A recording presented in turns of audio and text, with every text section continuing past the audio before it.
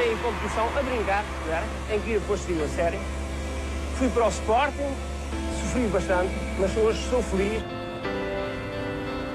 E é certo, na bicicleta sofre-se muito. Só vos desejo é a malta mais nova que consiga o que eu consegui com menos sofrimento. Porque vocês hoje têm uma assistência totalmente diferente do que eu não tinha aqui há uns anos atrás.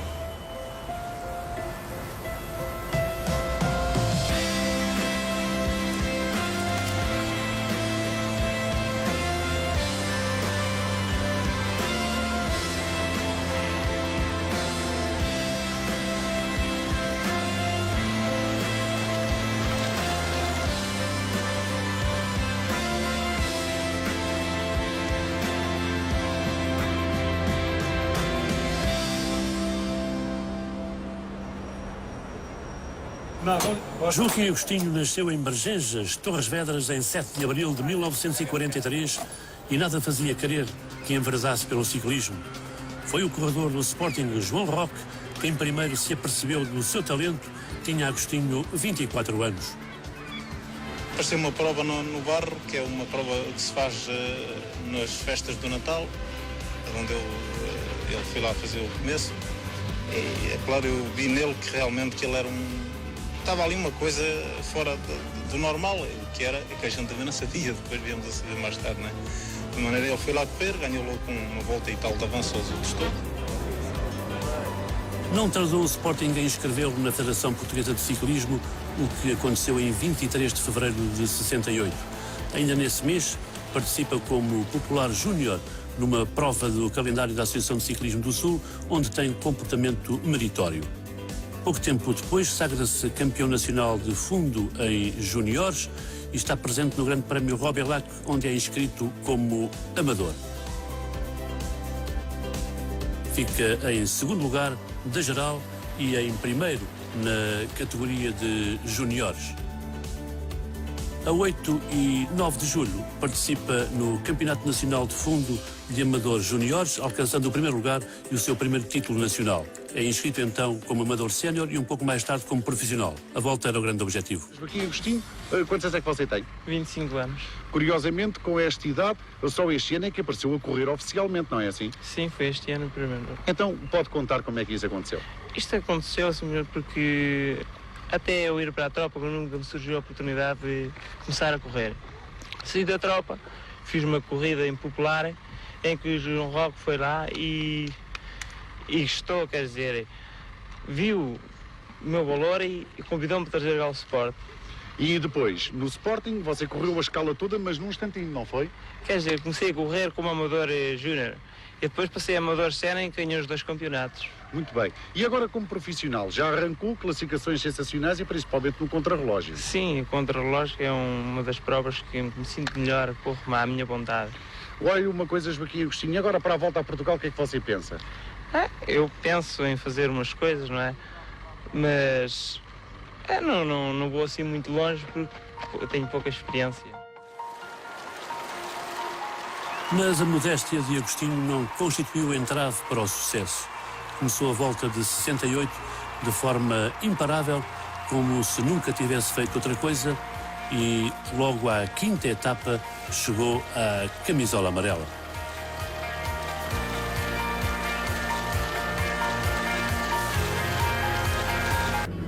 Para a volta a Portugal de 1969, Joaquim Agostinho é já nome a levar em conta pelos seus adversários. Como se não bastasse o seu enorme talento, a nova coqueluche do ciclismo português tem uma forte equipa a ajudá-lo, com destaque para Lionel e para um prometedor Firmino Bernardino, facto que o coloca no restrito lote dos favoritos, a par dos habituais Fernando Mendes, Mário Silva e de um tal Joaquim Andrade, então a representar as cores dos Sangalhos. Confirmando tudo o que dele já se dizia, Agostinho soube responder a todas as manobras e ataques dos seus opositores mais experientes e posicionar-se na classificação por forma a alcançar a vitória na prova, o que aconteceu na última etapa, um contrarrelógio à sua medida. No confronto com o então líder Joaquim Andrade, Agostinho levou o melhor, ganhando a tirada e com isso arrebatando o primeiro lugar da geral. Apesar do excelente comportamento do ciclista dos Sangalhos, o certo é que Agostinho demonstrou uma vez mais não ter concorrência à altura neste tipo de prova. uma máquina em perfeito funcionamento a propiciar uma média superior a 40 km/h em estradas dos anos 60. A chegada ao Alvalade foi triunfal. Um mar de gente preenchia as bancadas do estádio para assistir ao final da volta e o triunfo de Agostinho provocou delírio. O grande campeão foi passeado em ombros e conduzido ao pódio. No dia seguinte, Agostinho era, contudo, desclassificado por doping, relegado para o 7º lugar da classificação e Andrade proclamado vencedor. O ciclista reclamava a sua inocência e assegurava nada ter tomado. Lá fora, o campeoníssimo Merckx, nada impressionado com o facto, manifestava publicamente o seu respeito pelo corredor português. Em 1970, Agostinho participa de novo no Tour e alcança o 14º lugar. Já na volta a Portugal, o ciclista do Sporting tenta o tudo por tudo. Depois de um segundo lugar em 68 e de uma vitória que lhe foi retirada em 69, é a altura de ganhar sem discussão. Mas as coisas não lhe correm da melhor maneira. Apesar de garantir cedo a liderança, as longas etapas pelo Alentejo não lhe deixam boas recordações. Uma queda aparatosa deixa Agostinho algo abalado e necessitado dos cuidados clínicos do médico da volta, o Dr. Barreiros Magalhães, na altura uma presença obrigatória na caravana, tal como Agostinho no pelotão. A competência do médico e a capacidade do ciclista operam milagres. Como novo, Agostinho regressa ao pelotão pronto a defender o seu primeiro lugar e, se possível, a alargar o fosso que o separa dos restantes competidores. E que melhores terrenos para fazer senão na montanha? A Alpedrinha tem sido ao longo dos anos um ponto de passagem da comitiva a anteceder as dificuldades que escalar a Serra da Estrela desde sempre constituiu. O duelo mais aguardado seria aqui travado entre Agostinho e Andrade, o muito discutido vencedor da volta anterior. A tentativa de escapar ao pelotão por parte de Andrade não lhe seria consentida por Agostinho, que de perseguidor passa à entrada do fundão a perseguido. Livre da presença de companheiros e adversários, Agostinho inicia então um inesperado contrarrelógio até à Covilhã, que constitui espetáculo.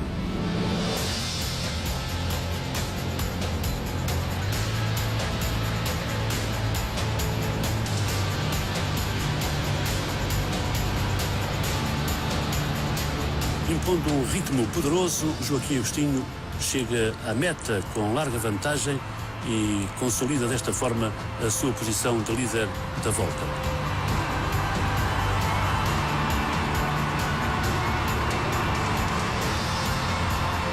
Covilhã, Penhas da Saúde é o exercício que se segue.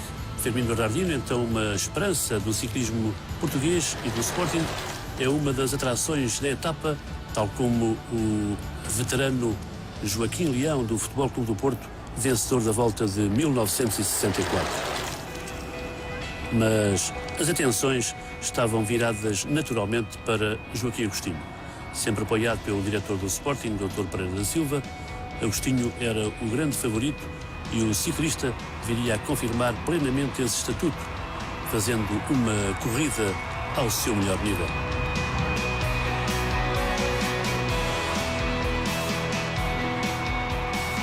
E ela seria concretizada no contrarrelógio da verdade, o tira-teimas final, se razões houvesse para dúvidas. Mas Joaquim Agostinho faria questão também aqui de demonstrar que era o melhor, não se limitando a defender a sua posição na tabela. Até Lisboa foi uma cavalgada impressionante para a satisfação de um público entusiasta que não lhe regateou aplausos à sua passagem. A difícil escalada da calçada de Carris serviu para a confirmação da sua capacidade e lá dentro, no estádio, foi a apoteose com a multidão a vibrar pelo grande Agostinho, que terminou a volta com 7 minutos de avanço sobre o segundo classificado. A vitória de Agostinho na volta de 70 marcou o início de um ciclo notável do maior ciclista português de sempre. No Tour de 71, Agostinho alcançou um espetacular 5º lugar, prenúncio final do que viria a ser a temporada a nível interno. Bem auxiliado pela sua equipa, com Firmino em plano de destaque, Joaquim Agostinho apresentou-se como o grande favorito para mais uma volta. Desde muito cedo marcou a diferença, não apenas nas etapas em linha, mas sobretudo através da sua especialidade, o contrarrelógio, prova que lhe permitiu cavar maior distância ainda em relação aos outros concorrentes. Na primeira prova do género, ganhou à vontade. A sua pedalada vigorosa, uma vez mais, não deu hipóteses a ninguém e, no final da etapa, Agostinho colecionava mais um título à sua já exuberante coleção de troféus e o Sporting respirava aliviado. Afinal, e ao contrário do que se temia, a desistência de Lionel Miranda à terceira etapa em nada fragilizara a equipa.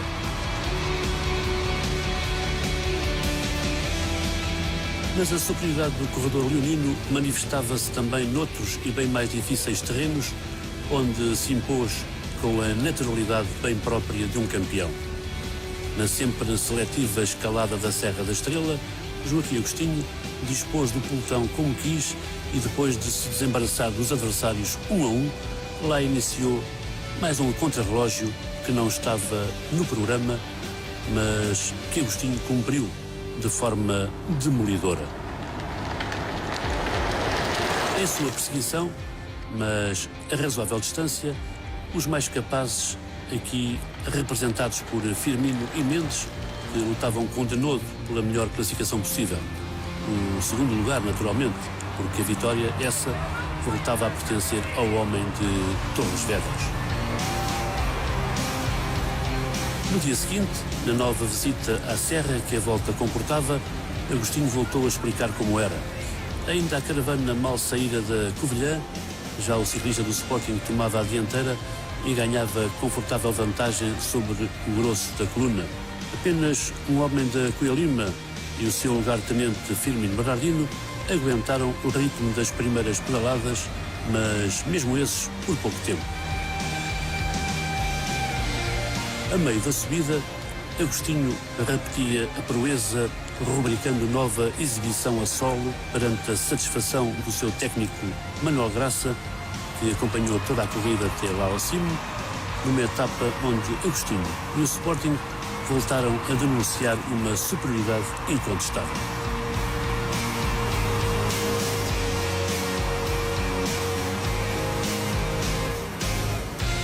Ultrapassadas as maiores dificuldades e mais do que encontrados os vencedores, a volta amainou, embora o entusiasmo dos populares se mantivesse inalterável perante a presença dos grandes nomes do pedal. As últimas etapas voltavam a estar reservadas para os roladores e as atenções centravam-se já no contrarrelógio final, que não indo decidir coisa alguma, tal a vantagem de Agostinho na classificação geral, sempre suscitava alguma curiosidade. Conseguiria o ciclista português aumentar ainda mais a diferença em relação ao mais próximo? Alvalade assistiria a mais um grande triunfo de Agostinho. Vencedor da derradeira tirada, o homem do Sporting ganhou 8 etapas das 25 disputadas, terminava a volta com 9 minutos e 54 segundos sobre o francês da BIC Alain Santi, segundo na prova e mais tarde desclassificado. Continuava assim o festival Agostinho pelas estradas portuguesas. No ano seguinte, um 8º lugar no Tour já não entusiasmava a imprensa portuguesa e o doping de que Agostinho era acusado muito menos. Já para o Nacional de Fundo, para profissionais, onde o ciclista português vinha somando títulos desde 1968, Agostinho voltava a não desiludir. Numa corrida bem ao seu estilo, Joaquim Agostinho soube contornar todos os obstáculos que se lhe depararam pelo caminho, e muitos foram, para terminar vencedor, como já se esperava, apesar da presença na corrida de outros nomes famosos da modalidade, entre os quais o seu velho rival e companheiro de equipa, Lionel Miranda.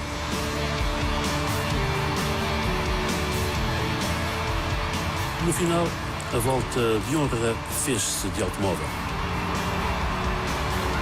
Para a volta de 72, a situação não conheceu alterações. Agostinho e o Sporting continuavam a deter total favoritismo à partida e os factos confirmariam isso mesmo.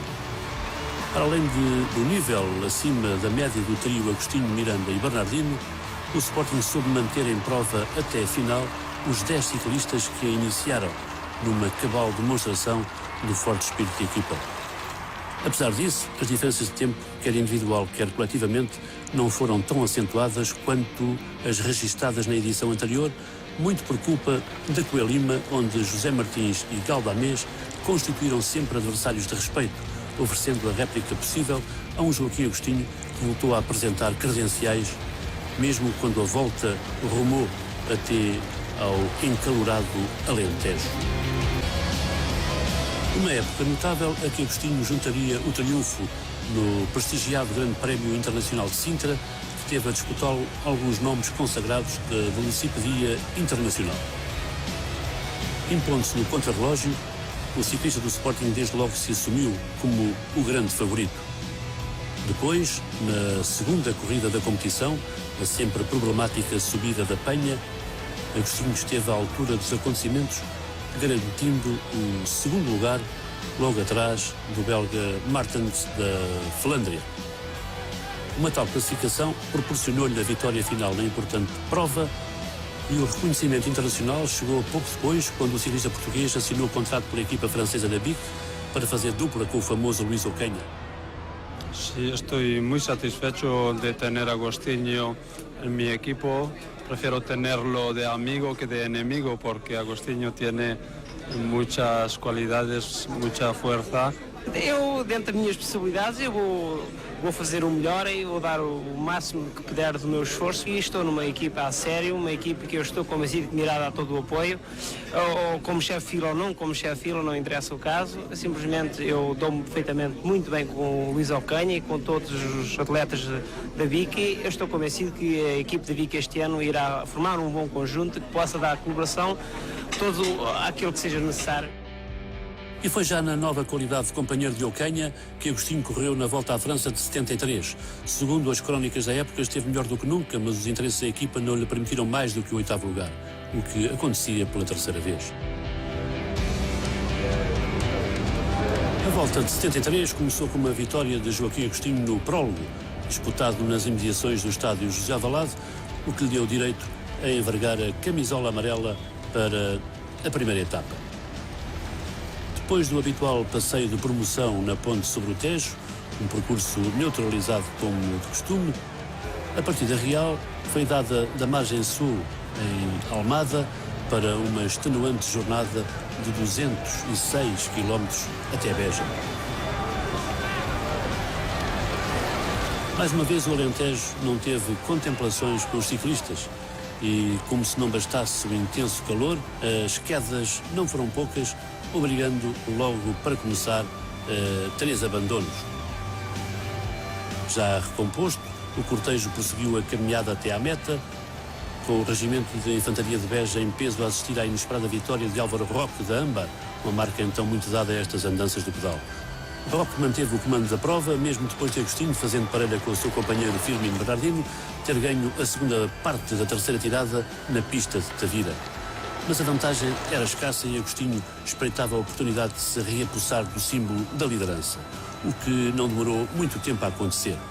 Ao 6º dia, Agostinho resolveu escapar-se ao pelotão. Nada do outro mundo, se não se desse o caso de a fuga ter ocorrido logo no começo e a tirada apresentar a extensão de 202 km. A corrida entre Abrantes e a Figueira da Foz, da Volta de 73, constituirá assim, ainda hoje, a etapa mais espetacular alguma vez corrida entre nós. Agostinho, com a camisola do prémio combinado, que haveria de substituir pela inevitável amarela, realizou o invulgar contrarrelógio só ao alcance dos grandes predestinados. À passagem por Coimbra, o seu avanço era já impressionante e, à chegada à Figueira da Foz, registaria uma diferença de 13 minutos e 28 segundos. Uma corrida de um grande campeão.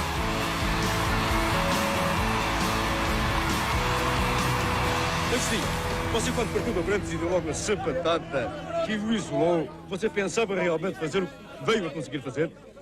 Depois surgiu logo ao partido de Abrantes um homem do Benfica que atacou e havia duas metas volantes e por isso mesmo eu fiz para ganhar e isolei-me, ganhei uns metros. Depois eu, a partir daí fiz a minha corrida para dar uma satisfação ao meu público e para dizer a todos aqueles que estavam presentes na Volta a Portugal.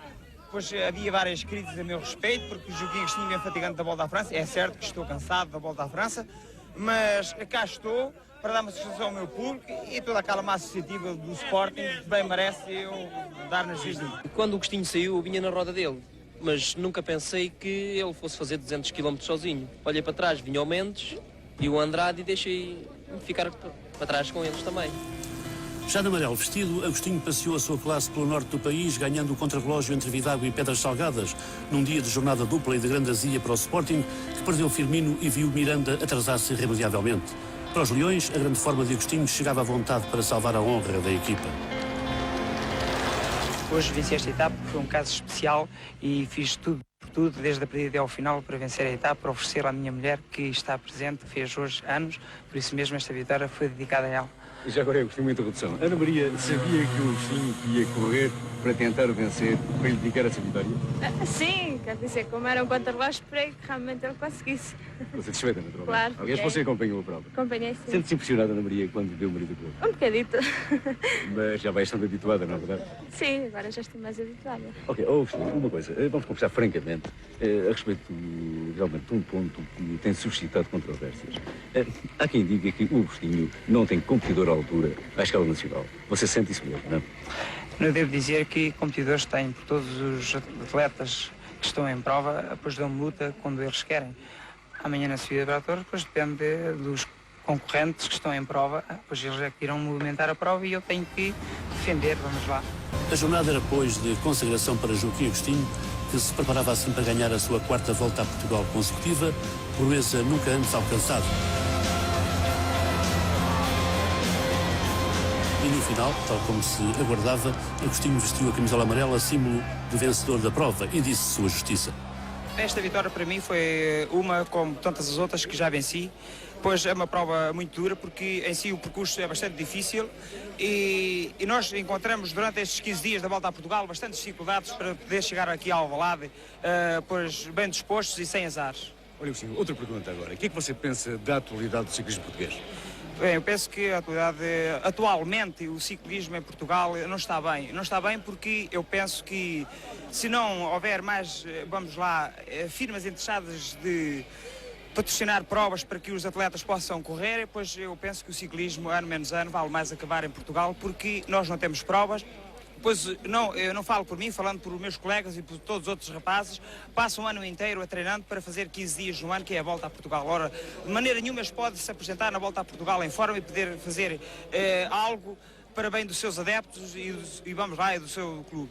Pois eu penso que o ciclismo, se assim continuar, em Portugal, pois nós estamos mal. No dia seguinte, Agostinho era desclassificado por ter resultado positiva uma análise antidoping. No ano de 1974, Agostinho esteve na volta à Espanha e conseguiu o segundo lugar depois de um contrarrelógio impressionante. Perdeu a volta para José Manuel Fuente por apenas 11 segundos. Também no Tour atingiu o plano de evidência ao classificar-se em 6º lugar em mais um ano de reinado de Eddy Merckx. Alegando motivos de saúde, não participou na volta de cá, mas esteve presente no circuito de Torres Vedras, onde registrou um modesto 15º lugar, a mesma classificação terrestre que alcançaria na volta à França do ano seguinte, onde correu integrado na equipa do Sporting, que desta forma se fez representar ao mais alto nível. Nesse ano de 75 não se realiza a volta a Portugal e em seu lugar disputa-se o Grande Prémio Clock. Apesar da presença de Mendes, Firmino e outras figuras de renome, Agostinho impõe a sua classe, ganhando a prova com a autoridade do costume, perante o entusiasmo dos populares que já há muito não assistiam ao vivo a uma corrida do campeão português.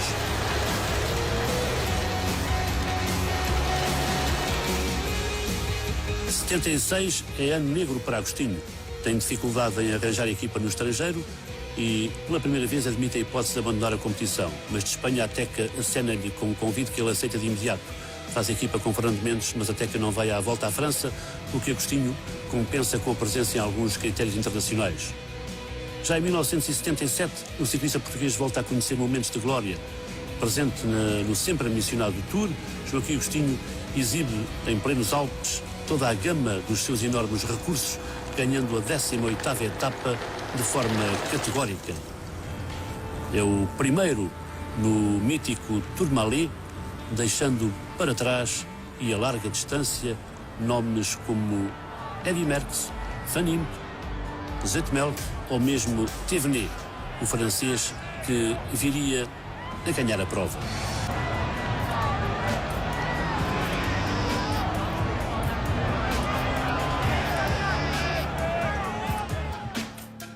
Mas tendo acusado positivo uma análise antidoping, Agostinho é penalizado em 10 minutos, baixando ao 13º lugar, sem deixar de ser o melhor português em prova. No ano seguinte, em 78, é um Agostinho renascido quem surge a disputar o Tour, conseguindo o 3º lugar, a melhor classificação de sempre na mais exigente prova do ciclismo internacional. E em 1979, repete a proeza quando a volta à França já decorria sob os auspícios de outro campeão, o francês Bernard Hinault. Na 17ª etapa, com o final lá bem no cimo do Alpe d'Huez, Agostinho vence toda a concorrência e chega isolado à meta com quase 2 minutos de avanço. Como resultado disso, dá um razoável salto na classificação, passando de 16º para 3º na geral, posição que mantém até ao final da volta, 8 dias depois. Mais um feito de um enorme campeão.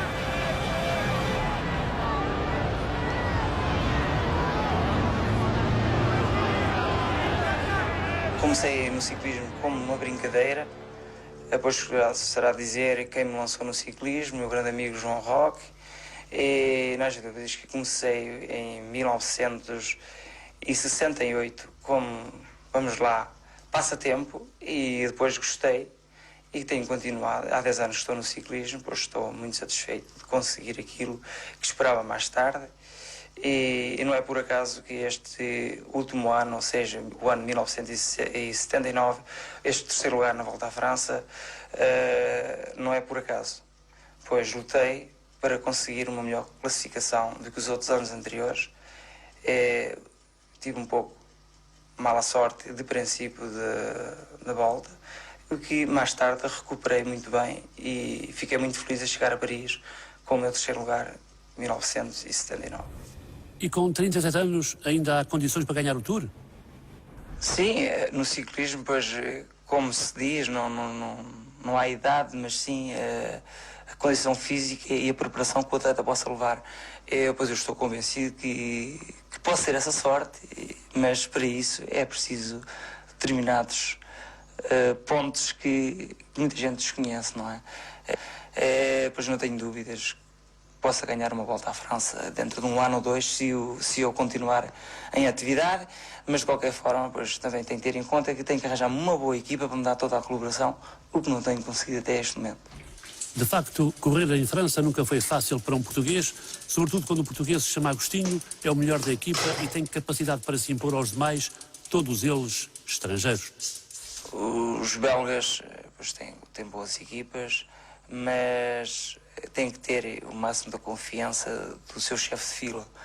Pois eu sou um estrangeiro lá, como sabe, e o Merckx era belga, com a equipe toda belga.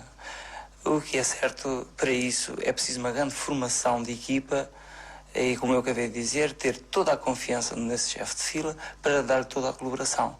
Depois fez-me recordar agora, quando falou que a equipa promete muitas vezes ajudar e depois não ajuda e chega às cabinas cheias da força. Pois comigo aconteceu isso precisamente este ano, quando depois da minha queda de chegada a Saint-Brieuc, a equipa pôs todo ao meu lado e disse: tu conseguires partir amanhã, pois nós estamos todos ao teu lado, a dar toda a colaboração que seja precisa, até se possível empurrar o que é proibido, empurrar os colegas, mas há sempre aquele jogo de equipa dentro do pelotão, não é?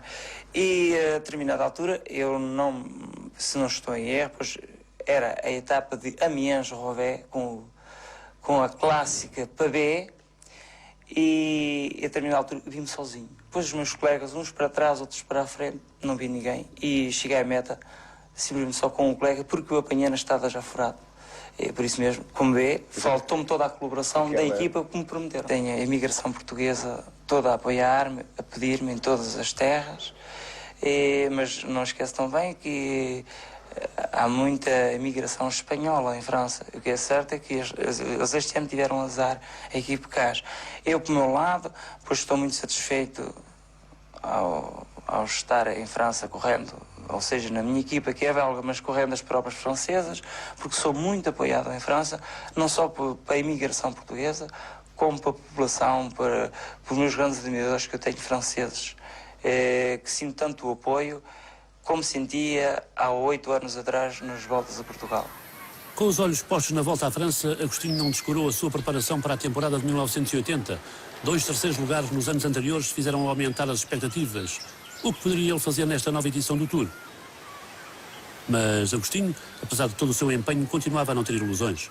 Bom, um português ou espanhol, não vale a pena aqui focar as outras nações. É sempre difícil triunfar em França. Porquê? Porque o meu caso, depois eu vou sozinho. Aliás, este ano tenho o Marcos Chagas ao meu lado, mas somos só 2. Os espanhóis, quando vão fazer a volta à França, vai uma equipa nacional. E então aí há a colaboração da equipa, enquanto eu sou um imigrante, como o Marcos Chagas, pois nós limitamos-se a corresponder com os colegas, a seguir as instruções do chefe de equipa, que neste caso o chefe de equipa que será o Turou, e tudo isso, pois estou convencido que nunca vai dar muito certo. Pois ele tem outro homem da confiança dele e tem o Rudi Alti, que é o técnico, pois tudo indica que eles irão puxar para o Turou ganhar volta e não um português ou fosse um espanhol que está integrado nessa mesma equipa. Pois se eu com esse apoio que eu já citei, pois estou convencido que tinha ganho ou até mais do que uma volta à França. O desencanto de nunca ter tido o apoio que desejava levara já Agostinho a manifestar a intenção de abandonar o ciclismo. Eu penso ser o último ano e terminar a minha carreira. Você diz isso sempre, Agostinho?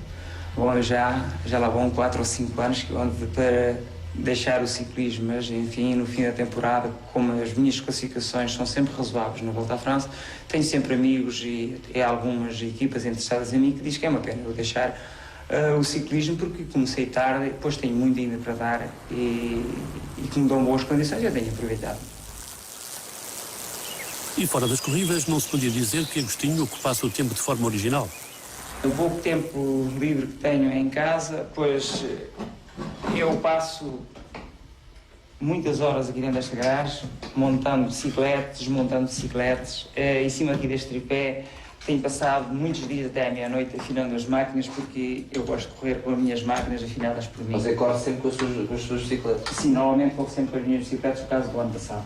Porque com as minhas eu as conheço e da equipa, pois já sabe, que há sempre pormenores que é necessário o atleta conhecer a máquina e ter a confiança máxima que ela está em condições de nós podermos ser decidas como é lá em França, em altas velocidades e que não há perigo.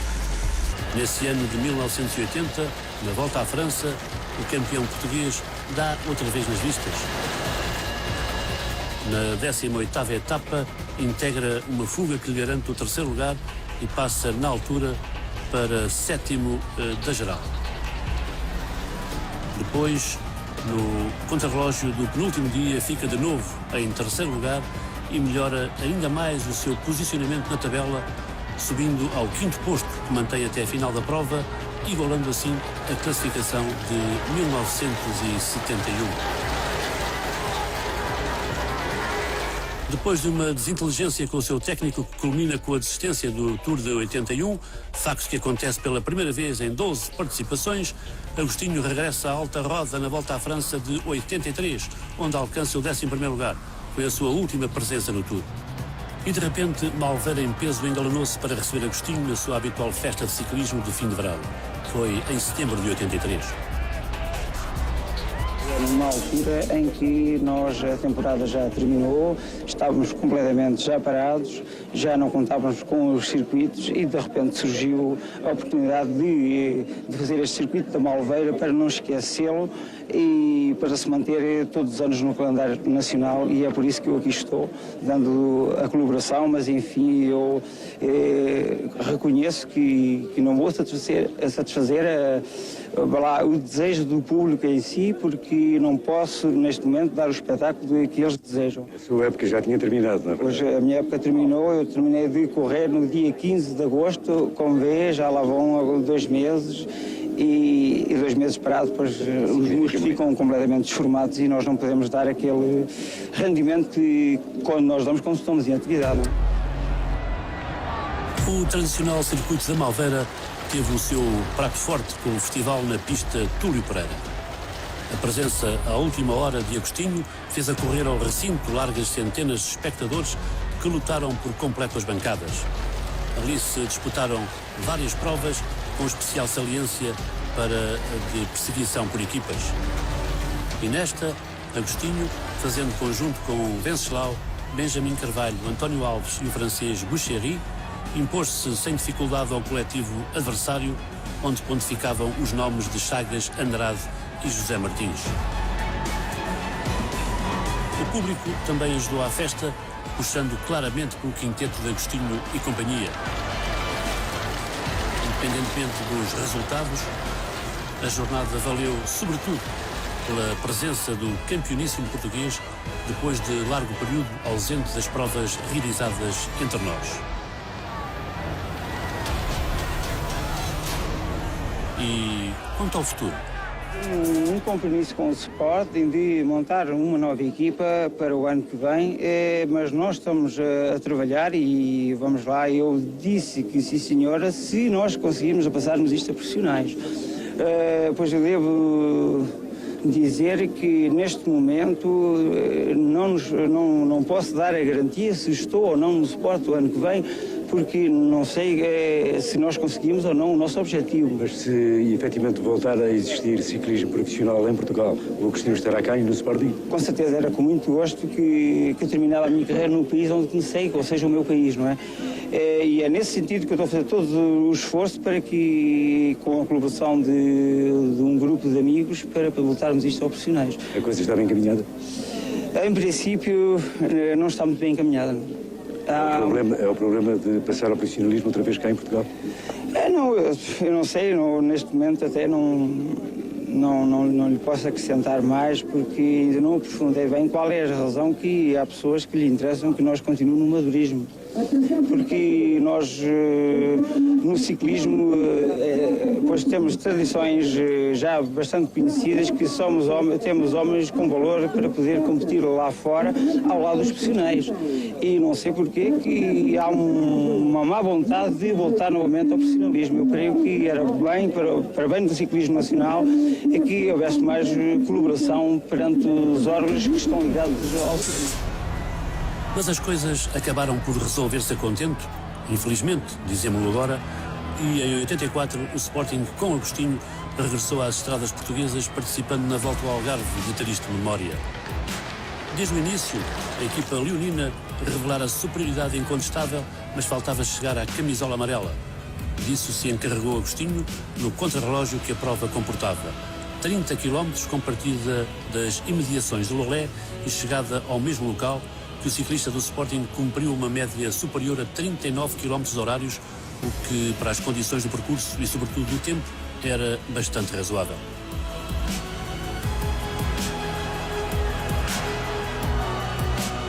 O registro alcançado permitiu a Agostinho a conquista da camisola amarela e consequente primeiro lugar na prova. Isto é a primeira prova que eu faço por etapas em Portugal e de tal forma, aqui em Portugal corre-se de uma maneira totalmente diferente no estrangeiro em que eu estou habituado, pois aqui é um ritmo constantemente acelerado, um ritmo que altera toda a maneira a minha maneira de correr, que não estou bem habituado, porque sabe, há 10 anos que não corro em Portugal.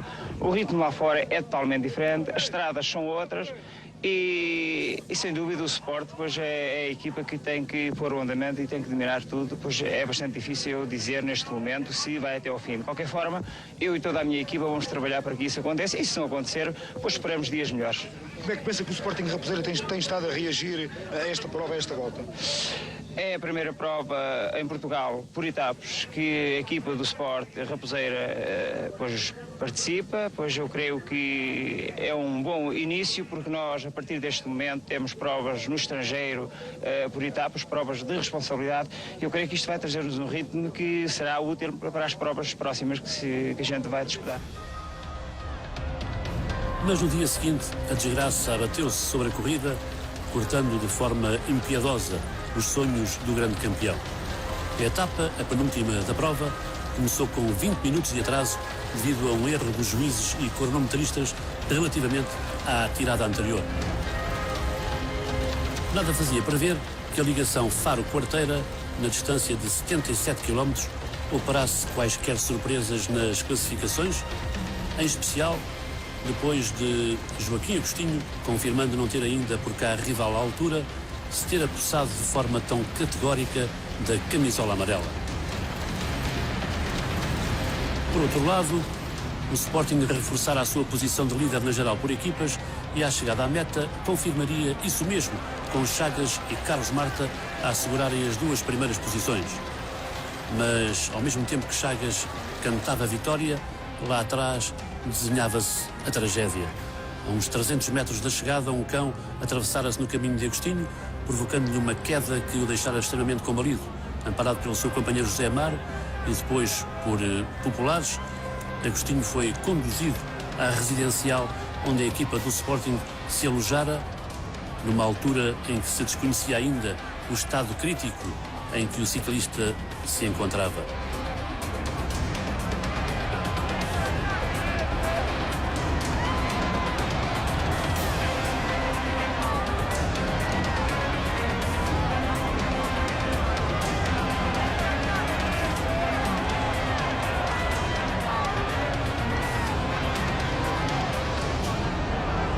É José Amaro que assistiu à queda, quem nos relata como tudo aconteceu.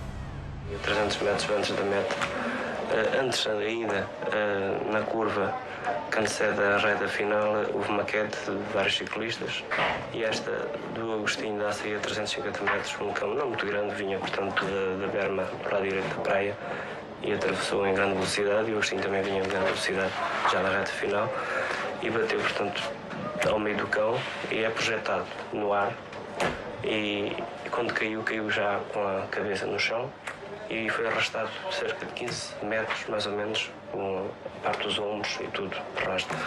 E quando cheguei ao pé dele fui a primeira pessoa a parar junto a ele. Ele estava assim, sei lá, quase como uma pessoa quando está a morrer, não é? A minha reação imediata foi passar-lhe água na cabeça, como estava do bidão.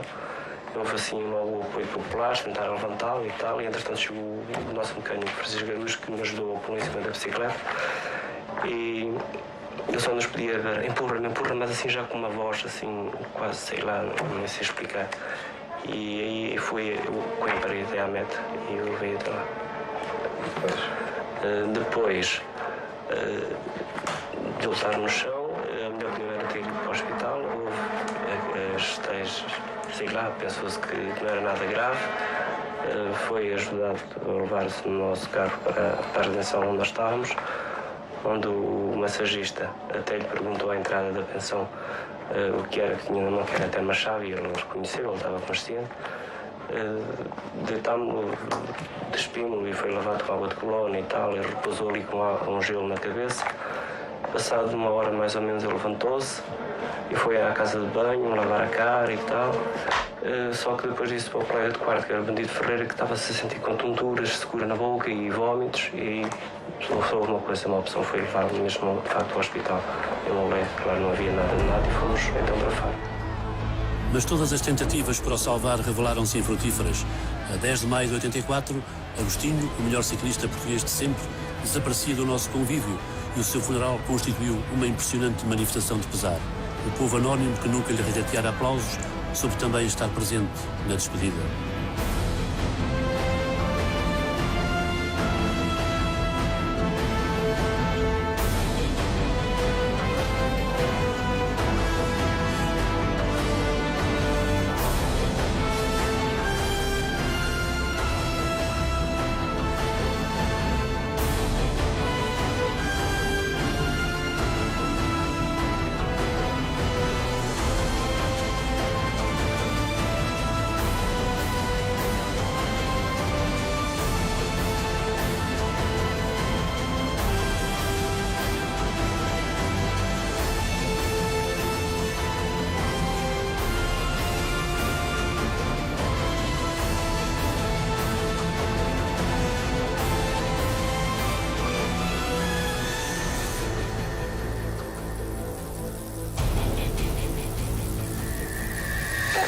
Não vou assim muito longe porque eu tenho pouca experiência.